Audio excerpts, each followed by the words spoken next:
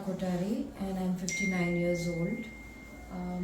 I was suffering for the last 1.5 year from intense shoulder pain, which I kept getting treated for frozen shoulder, but apparently that was not the correct diagnosis. Then I heard of Dr. Chintan Desai, and he, after recommended an MRI immediately. And in the MRI, the problem turned out to be very different from what everyone had thought it was.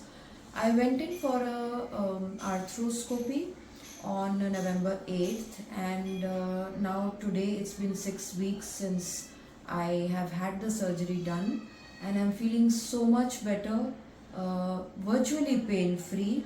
I was able to have better movements, from the last so many months I had been suffering, and I could not do my daily activities very well.